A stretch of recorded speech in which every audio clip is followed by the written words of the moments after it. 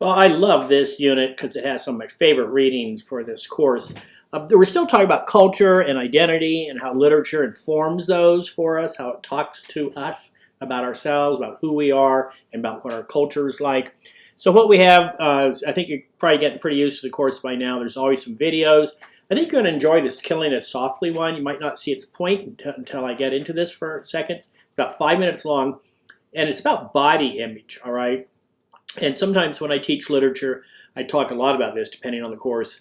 And culture tells us what's beautiful. We don't tend to decide that on our own. And we live in a new age where advertising tells us a lot what is beautiful. We don't get to use our own opinions anymore.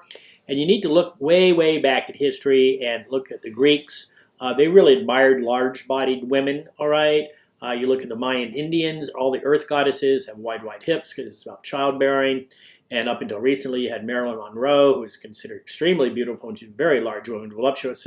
She wasn't very tall, okay, but she's a very voluptuous figure. And now we're in this supermodel age. So how did that happen, all right? And you go back through art itself, and you look at paintings and during the Renaissance and during the Impressionist period, Picasso, people even before him, lots of large women models, okay? So this ultra-thin look, it's something that's new.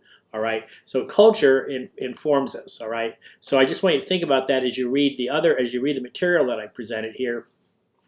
I have a poem. I have a bunch of poems in the afternoon. I sing The Body Electric, Phenomenal Woman, Homage to My Hips. All right. I'm trying to help you think about how literature informs us, who we are, and how we think of ourselves. All right.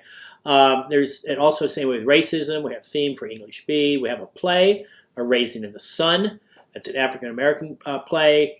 It's fairly long, so you're going to need to work on that shortly. You have a choice. You can read the play. It's 46 pages long, or I'd like for you to read it, or you can read one of two short stories that I present.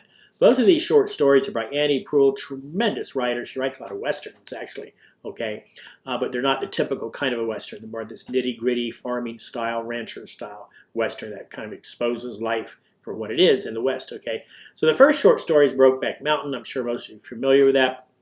If you have some moral objection, some religious objection to reading that, it'd still be nice if you read it. It might, help inform your own thinking, okay? If you don't want to read that, you can read one called, same author, Tits Up in a Ditch. And no, it's not about tits, all right? It's about a cow, all right?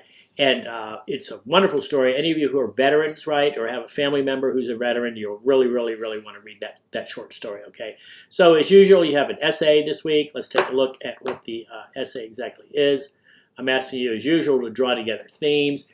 Pick one of the short stories and two or three of the other readings and presentations below that I've just shown you, okay, to explore your own identity and what do you see as the development of your own identity. This is a fairly long essay. It's 4 or more pages. It needs to be an APA citation style, all right?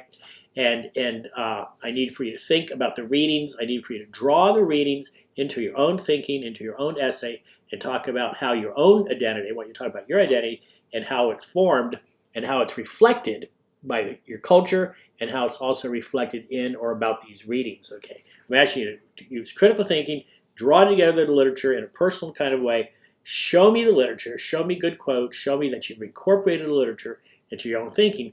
Because my goal here is to get the literature to teach you something about yourself and about your culture around you, about your own identity and the identity of other people. Okay, so I hope that's helpful. Good luck. I'm looking forward to grading your week 2 essays. That's always fun for me. So hey, enjoy.